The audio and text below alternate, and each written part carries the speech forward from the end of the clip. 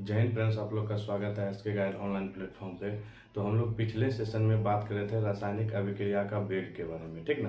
तो हम थोड़ा सा उसको रिव्यू करते हैं, तब हम लोग सीखेंगे औसत वेग क्या होता है और तत्क्षणिक वेग क्या होता है, ठीक ना। तो चलिए हम लोग टॉपिक पे चलने पहले।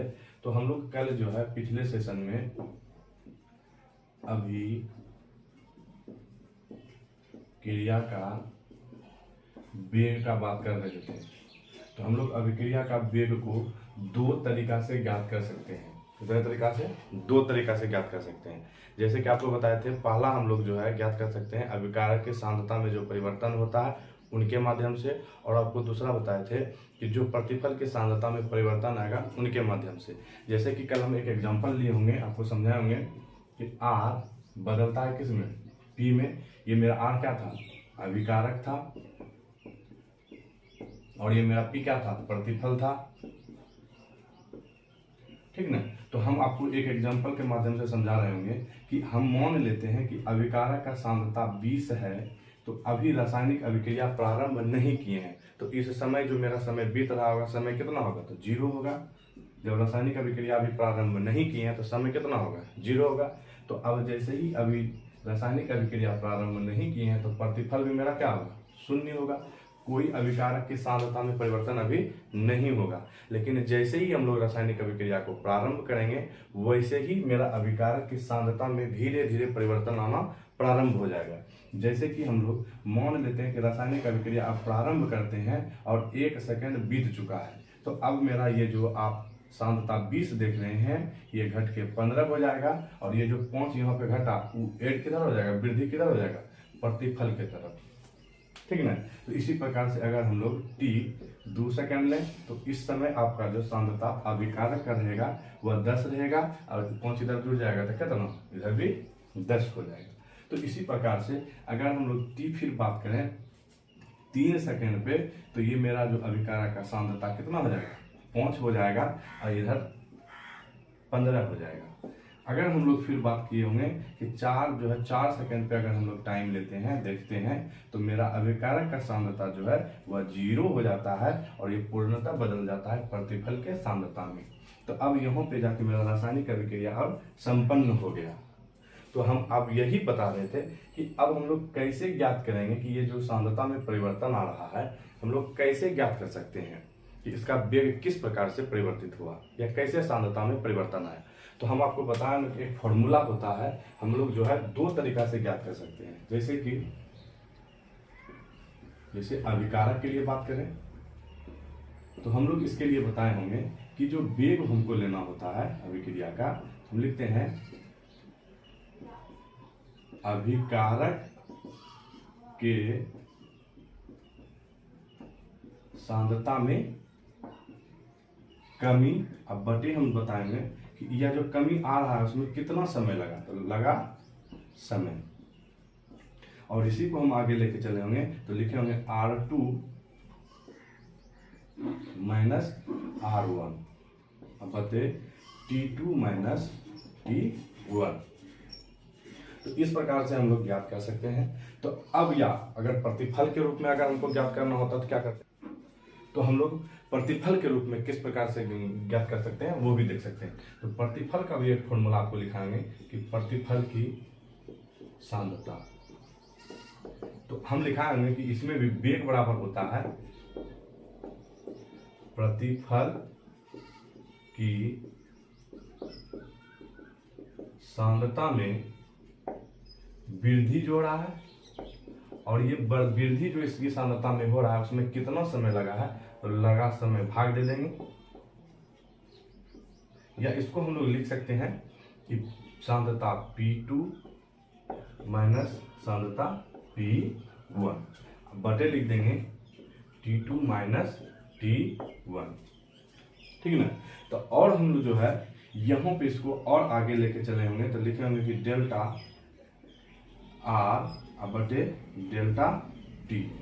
ये जो है इसकी सांद्रता में जो कमी आता है उनको दिखाने के लिए हम लोग आगे में यहाँ पे माइनस लगा देते हैं, और इनके प्रतिफल की सांद्रता में वृद्धि होने के कारण से इसमें हम लोग प्लस लगा देंगे। तो डेल्टा P बटे डेल्टा टी। तो हम लोग जो है इसमें जो वृद्धि हो रहा है उसको दर्शाने के लिए हम लोग प्लस दे देते हैं। तो हम आपको ये चीज़ पिछले क्लास में सिखा चुके हैं और हम आज थोड़ा सा इसको प्रूव करके दिखाते हैं कि क्या R2 माइनस R1 बटे T2 माइनस T1 करने के बाद जितना का यहाँ परिवर्तन कर रहे हैं, जैसे कि -5 का परिवर्तन यहाँ हो रहा है, कमी आ रहा है, और यहाँ +5 का वृद्धि हो रहा है, तो किस प्रकार से हुआ। तो इस फॉर्मूला पे आप जब बैठा के देखिएगा तो आपको ये मान प्राप्त आसानी से हो जाएगा, इसमें कोई दिक्कत नहीं है। तो चलिए, जैसे आपका जो भी इच्छा हो इसमें R2 या R1 मान सकते हैं। तो हम लोग मान लेते हैं कि ये जो 15 है इसको R1 मान लेते हैं। तो इस समय जो समय लग रहा होगा इसको T1 मान लेंगे, ठीक ना। और हम T2 मान लेते हैं 5 को, R2 मान लेते हैं 5 को, और इस समय जो समय लग रहा होगा बीत रहा होगा उसको T2 बोल देते हैं। तो हम लोग अब यहाँ पे R2 का मान कितना है, 5 है, तो रख देंगे 5 माइनस R1 का मान कितना है, 15 है, लिख देंगे 15 बटे T2 का मान यहाँ कितना है, 3 सेकेंड है, तो माइनस कर देंगे कितना है, R1 के समय जो समय बीत रहा था कितना, 1 सेकेंड। अब ज्ञात कर लीजिए, तो माइनस कितना हो जाएगा, -5 हो जाएगा, ठीक है। तो देखिए -5 का कमी आ रहा है।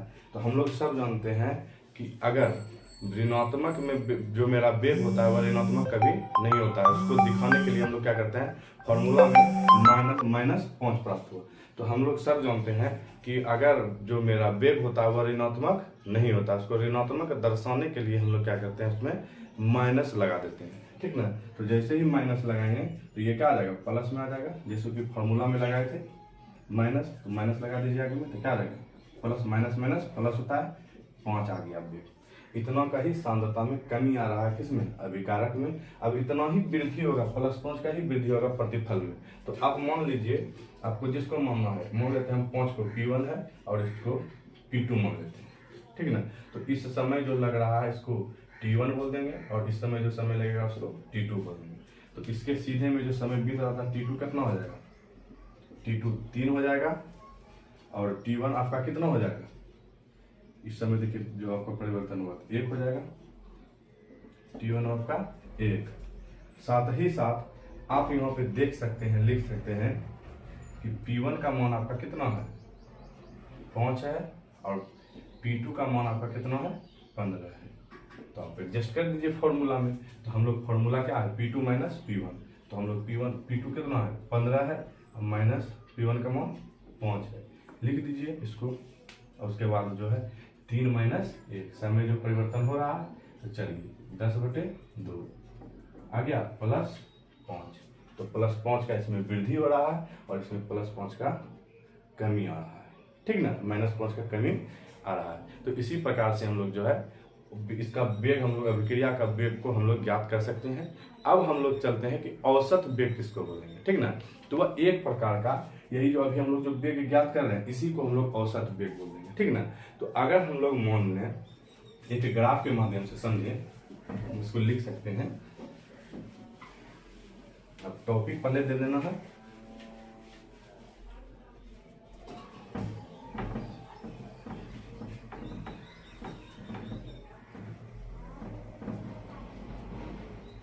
टॉपिक दे दिए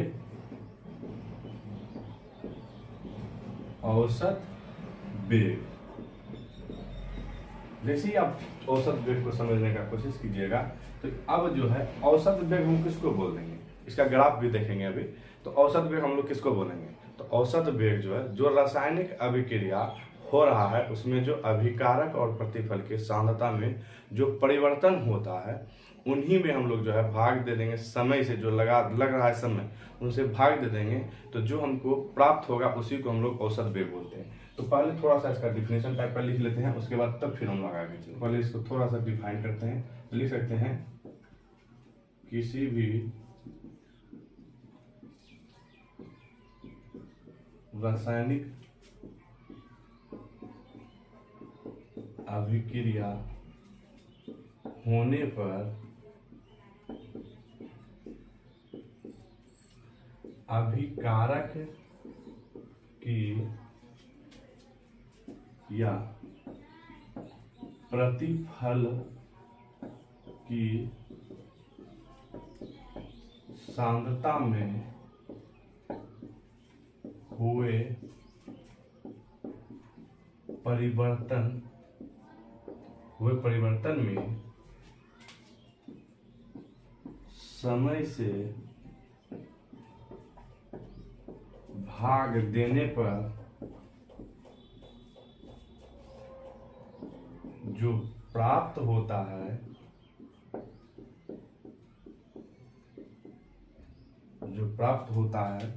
उसे औसत वेग कहते हैं। औसत वेग कहते हैं। औसत वेग कहते हैं। यानी कि जो भी रासायनिक अभिक्रिया हो रहा है उनको होने में जो अभिकारक और प्रतिफल के सांद्रता में परिवर्तन हुआ उसमें जो समय लग रहा है उसे अगर उसमें भाग दे देते हैं तो जो हमको भागफल प्राप्त होगा उसी को हम लोग जो है औसत वेग कह देंगे। तो हम लोग इसको लिख सकते हैं।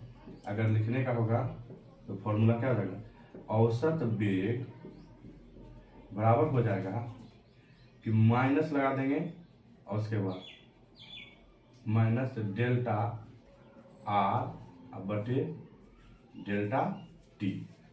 अगर हम लोग फिर लिखें ये तो आर के लिए होगा, रिएक्टेंट के लिए हो गया, प्रतिफल के लिए अभिकारक के लिए, अब प्रतिफल के लिए होगा तो क्या हो जाएगा, इसको भी लिख सकते हैं। औसत वेग बराबर हो जाएगा प्लस डेल्टा सांद्रता P बटे डेल्टा T। लिख सकते हैं इसको, उसमें कोई दिक्कत नहीं है, ठीक है ना। तो अब जो है इनका ग्राफ किस प्रकार से बनेगा, तो ग्राफ बन सकेगा जिससे कि आप क्या कीजिए, एक y एक्सिस पे समय को ले लीजिए, समय को, और x एक्सिस पे समय को ले लीजिए और y एक्सिस पे अभिकारक का सांद्रता को ले लीजिए, ठीक ना। हम लोग मान लेते हैं इसका सांद्रता यहाँ पे है, तो अब जो है प्रारंभिक सांद्रता यहाँ से मान लेते हैं। अब इसको मान लेते हैं कि जब रासायनिक अभिक्रिया प्रारंभ हुआ इसको R1 मान लो यहाँ पे सांद्रता, और यहाँ पे इसको R2 मान लेते हैं। तो जो R1 समय में R1 सांद्रता में जो समय लग रहा होगा उसको हम लोग T1 मान लेते हैं, और जो R2 के लिए होगा उसको T2 मान लेते हैं। तो इसका जो ग्राफ बनेगा, इसका जो ग्राफ बनेगा इस प्रकार से स्लोप बनेगा इसका ग्राफ, ठीक है ना। और अगर हम प्रतिफल के लिए बोलेंगे तो देखिए इसका ग्राफ इस प्रकार से बनेगा, औसत वेग का इस प्रकार से ग्राफ बनेगा।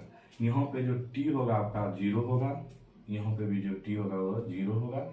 अब मान लेते हैं यहाँ T1 है, यहाँ T2 है, यहाँ P2 है, यहाँ P1 है, इसको P1 इसको P2, तो यहाँ T1 है, यहाँ T2, इसको मिला दीजिए।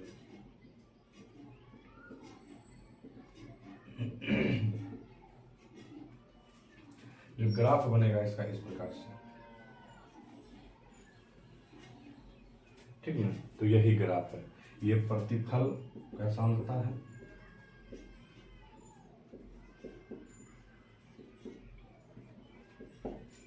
इसमें समय। बस आज का सेशन इतना ही रखते हैं, फिर इसमें तत्क्षणिक वेग छूट गया है, इसको अब हम लोग जो है अगला नया सेशन में सीखेंगे।